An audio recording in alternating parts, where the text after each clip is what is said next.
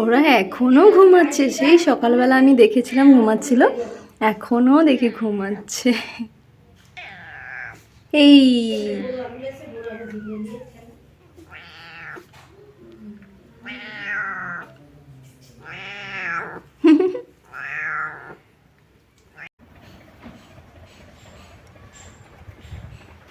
Good morning বন্ধুরা, আশা করি সবাই অনেক ভালো আছো।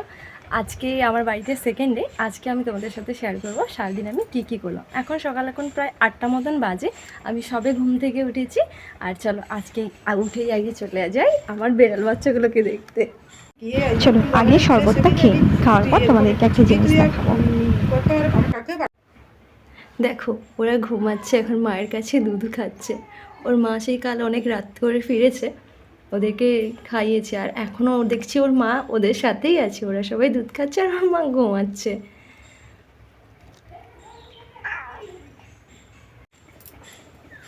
এদিকে বাবা আর পিসি চুল ছাড়াচ্ছে, আর আমিও এখন চুলের কাজ করব, তবে অন্য একটা কাজ।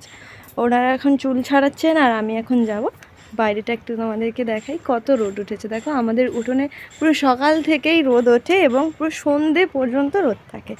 চলো আমি এবার যাই, চুলের কাজ করব। মা আমাকে শরবত বানিয়ে দিয়েছে, আমার শরবত খাওয়া হয়ে গেছে। এখন আমি যাই চুলের কাজ করতে। তারপরে আমি চলে এসেছি আমার কাকিমার বাড়িতে। ওদের সাথে একটু মজা করে তারপরে বাড়ি। এখন মা এসছে, মার পেছনে পেছনে চলে এসেছি। এই দেখো আমাদের মাটির উনুন, আর এটা হচ্ছে আমাদের কাকিমাদের পুকুর, আর ঠিক তার পাশেই হচ্ছে আমাদের পুকুর। দুটো পাশাপাশি বড় বড় পুকুর।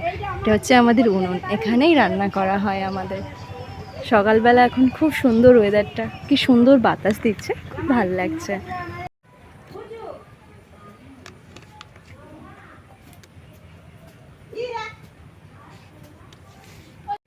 দেখো মা আমাকে প্রথমে শরবত দিয়েছিল, আর এখন বললো বাড়িতে অনেকগুলো কুলেখাড়া হয়েছে, তো বললো তুই তো ওখানে থাকিস, সেরকম কিছুই খাওয়া হয় না, তাই মা আজকে আমার জন্য কুলেখাড়া তুলে এনেছে। ওইগুলোই এখন রস বের করছে থেতো করে। আমাদের কিন্তু এখনও শিলনোড়াতেই ব্যবহার হয়, সব কিছু শিলনোড়াতেই মশলা করা হয়। এই যে কুলেখাড়ার রস, এখন এটা খেতে হবে। আমার ভালো লাগে না একদম খেতে, কেমন একটা কাঁচা কাঁচা গন্ধ ছাড়ে।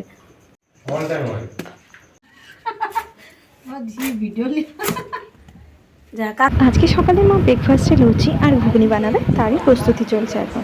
মা প্রেশার কুকারে আলু আর মটরগুলো এখন বসাচ্ছে, আর আমি আর আমার পিসি মিলে একটুখানি যাবো ব্যাংকে একটা কাজের জন্য। ওরা এখনও ঘুমাচ্ছে, সেই সকালবেলা আমি দেখেছিলাম ঘুমাচ্ছিল, এখনও দেখি ঘুমাচ্ছে। এই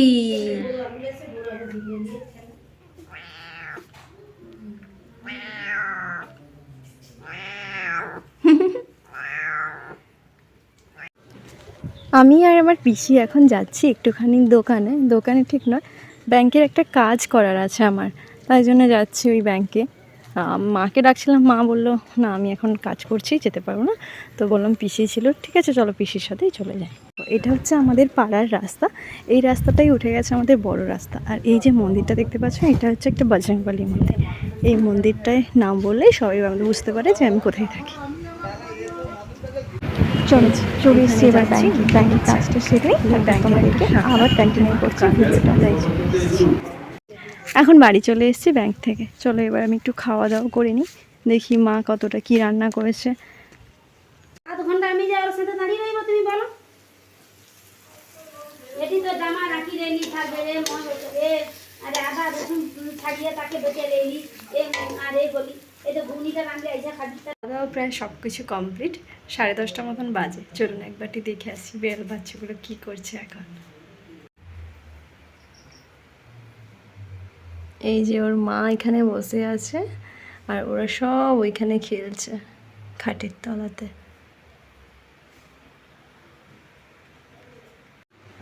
ওরা খেলুক, চলুন আমরা এখন কাজে যাই, চুলের কাজ করতে হবে, অনেকটাই বেলা হয়ে গেছে, এখন যাই। আমি এখন বসবো চুলের কাজ করতে, মা আর আমি মিলে এইগুলো করি। আর বাবা আর পিসি মিলে তো ওখানে অলরেডি চুল ছাড়াচ্ছে, তোমাদেরকে আগেই দেখিয়েছি। এখন আমি আর মা মিলে এইটা করবো। ছাড়ানো চুলগুলোকে এখন এইভাবে আমরা কাঁটাতে করে নেব। এতে করে কি হবে, আমরা যেমন চিরুনি করে চুলটাকে বাঁধি ঠিক সেরকম একটা হয়ে যাবে। তারপরে তোমাদেরকে যে দেখালাম আগে, ওই রকমভাবে চুলগুলোকে ধোয়া হয়, শ্যাম্পু করা হয়, আর তারপরে ওগুলোকে ফেন্সি করে যেরকম ফলস চুল বানানো হয় ঠিক ওই রকম বানানো হয়। তখন অনেকটা গ্লেজ বেড়ে যায় চুলটা। এরকম যে দেখছো এখন নোংরা, এই কিছুই থাকবে না।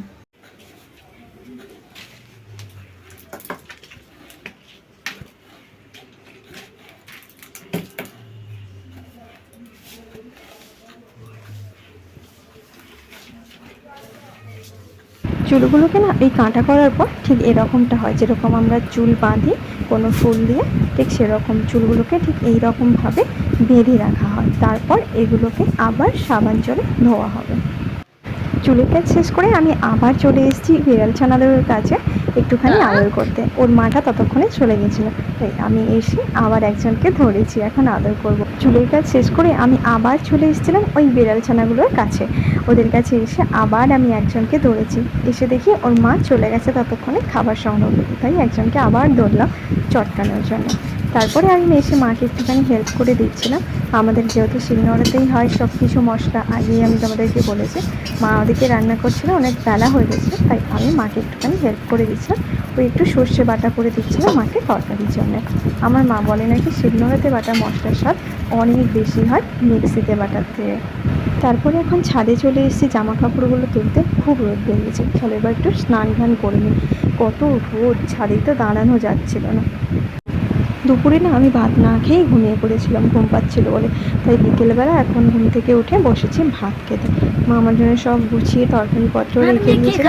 এখন বললো জোর করে, আমি বললাম ভাত খাবো না। মা বললো না, এখন একটুখানি ভাত খেয়ে সন্ধ্যাবেলা আর কিছু না হয় টিফিন করতে হবে। তাই এখন আমি বসেছি ভাত খাওয়ার জন্য। আজকে দুপুরে মা রান্না করছি শাক ভাজা, চাল কুমড়োর তরকারি, কুলেখাড়ার তরকারি, এগুলো। তারপরে আমি আমার দিদাকে একটুখানি জল খাওয়াচ্ছি। আমার দিদা প্রায় আজ 16 বছর ধরে প্যারালাইজড, এইভাবেই অসুস্থ, বিছানাতে শুয়ে থাকে। আগে উঠতো, চলতে পারতো, একটুখানি হালকা হালকা চলতে পারতো, একটা হাত একটা পা চলে না, লাঠির সাহায্যে চলতো। কিন্তু এখন মানুষটা আর চলতে পারে না। এই রিসেন্ট 2 মাস হলো একদমই শয্যাশায়ী হয়ে গেছে। সারাক্ষণ এভাবেই শুয়ে থাকে, মা এইভাবেই খাইয়ে দেয়, বিছানাতেই সমস্ত কিছু, বাথরুম সব কিছু করে, মা সব কিছুই করে দেয়। আর দিদা তখন বিকালবেলা আমাকে বললো কি একটুখানি জল দিয়ে জানা, আমার খুব টেস্ট আছে। কথাগুলো হয়তো বোঝা যায় না, খুব যদি অনেক দিন ধরে না শোনে কেউ, তাহলে কেউ বুঝতে পারবে না কথাগুলো। এরকম প্যারালাইজড রোগী তো, তাই জন্য কথাগুলো ওরকম শুনতে লাগে। তাই জন্য আমি এসেছিলাম দিদাকে একটুখানি জল দিতে। জিজ্ঞেস করলাম আর জল খাবে কিনা। আরে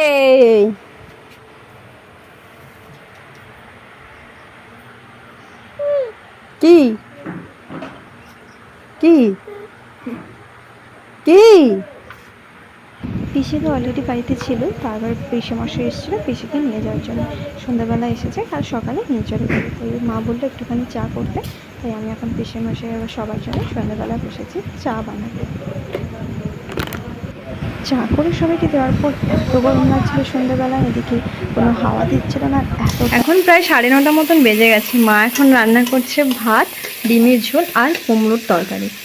অলরেডি সব হয়ে গেছে ভাত আর তরকারি, মা এখন শুধু ডিমের ঝোলটা বানাচ্ছে। সবার ডিমের গোটা ঝোল হবে সেদ্ধ, আমার ভাজা, কারণ আমি ভাজাটা খেতে ভালোবাসি, তাই মা আমার জন্য আলাদা করে ভাজা করে দিয়েছে। মায়ের প্রায় ডিমের ঝোল রান্না কমপ্লিট। এদিকে পিসে মশাই এসেছে বাড়িতে সন্ধ্যাবেলা। মা পিসে মশাইকে অলরেডি খেতে দিয়ে দিয়েছে, পিসি ওখানে বসেছে লেবু কাটার জন্য, মা সবার জন্য ভাত খাচ্ছে। ব্লগটা কেমন লাগলো অবশ্যই কিন্তু জানিও, ভালো লাগলে একটা লাইক করে দিও।